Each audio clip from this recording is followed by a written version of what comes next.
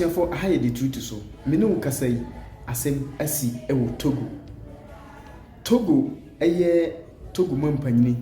Me kire fori ezozina Nasimbe. Me kire the late Nasimbe Yadima neba fori ezozina Nasimbe asem na mekan.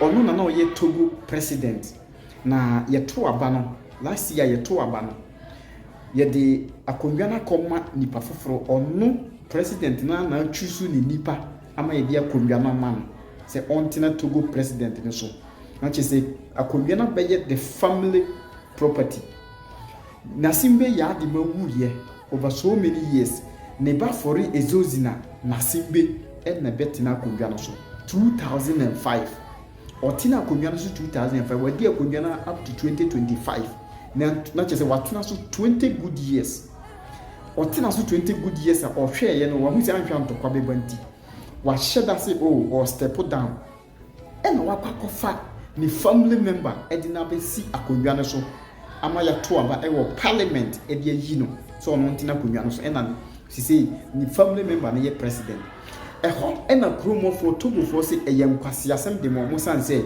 mo de akonnwa na be dare mo property atene so ye kabima min kabi akonnwa which is Togo a democratic country ye practice democracy so adentina ma u fira akonnwa so wa be prime minister for Togo wa be the just topic the highest supreme ewo Togo and wakwakofa the family member they know about the real president of Togo and na Togo for so omonti ase ne omonti ase china demonstration a ekoso wo Togo no enipa 6 afamu wu a me no kasa sisie enipa 6 atwa na nanom wonse do me no kasa yi enti forizi Nasimbe forizi ezozi na Nasimbe oye nipa boni ni papa ma boy ni pa oka ECOWAS for no ono ena ma se Togo from adihie toba ha omuwu osise omo ajapade e de kwakoma France for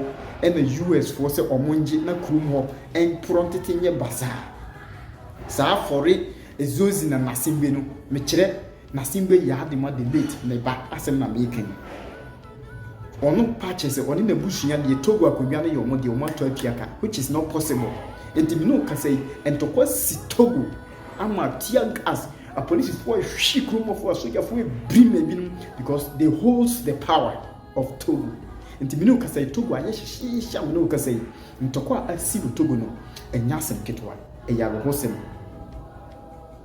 we bia ekoso no wayi na ni kura on ka hwe emfa ho sanse onim se onu ena kuru no eye ne die Togo so eye democratic country enye monarch enye chieftains ya yibia eye democratic country eno no mo practice. Something gripping is happening in Togo. Something gripping is happening in Togo. Just days ago, the streets of this West African nation erupted in anger. Ordinary citizens, tired and fed up, took to the roads to protest against their president, a leader who they say seized power not through soldiers or guns, but through the very laws meant to protect them. A constitutional coup. But unlike the military coups in Mali, Niger, and Burkina Faso, which surprisingly won cheers from the public, this silent power grab in Togo has been flatly rejected by its people, and that's why the protests began. But the government wasn't going to let them march freely. Police were sent out in force. Clashes erupted. People were arrested. And a question hangs heavy in the air. Why have the people of Togo turned against this coup? And will their protests actually change anything? The answer might lie with a new movement shaking the nation's core. Recently, a coalition of civic groups and opposition leaders banded together. They call themselves Hands Off My Constitution. Their mission is simple but dangerous: to fight back against the constitutional coup and demand real change. It was this group that organized the recent protests and called for more. On Thursday, the 26th of June, 2025, the first major protest erupted. That morning, small groups gathered in pockets across Lomé, the capital. They blocked roads. They burned tires and built wooden barricades. A city that should have been busy fell eerily silent as many businesses stayed shut. I decided to shut everything down today in support of the protests that have started to liberate our country. Because enough is enough. We want change, said Helene, a shopkeeper in the capital. Her words echoed the feelings of thousands. But the government was ready to respond, with force. Police stormed the streets, determined to crush the momentum. They labeled the demonstrators anti-government protesters and fired tear gas into the crowds. Several people were arrested in the B neighborhood, an area known as a stronghold for the opposition. And this isn't the first time this year that Togo's leaders have answered protest with violence.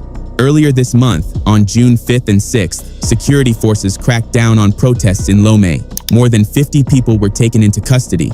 Of those arrested, 56 were eventually released on June 9th, but others remain missing. No one knows where they are or what's happened to them. But beyond arrests and disappearances, an even darker truth has come to light. While detained, many protesters say they were tortured or cruelly mistreated. One man described the nightmare. We were lying on the ground with 6 or 7 officers around us. They poured water over us and hit us on the buttocks with cords. They hit the soles of our feet and asked us, "Are you going to go out and demonstrate again?" They threatened us. At one point, they ordered us to go dancing in the rain. They ordered a protester who had been arrested with a megaphone to sing into the switched-off machine. Another protester shared his pain. "I still have pain in my buttocks, my hip, and I have difficulty lifting my right arm." Others spoke of signing documents at the gendarmerie without understanding what they were. Some said they were threatened over the phone after posting about the violence on social media. This is the terrifying price many Togolese are paying for daring to stand up and say, "Enough." And as the dust settles on the cracked streets of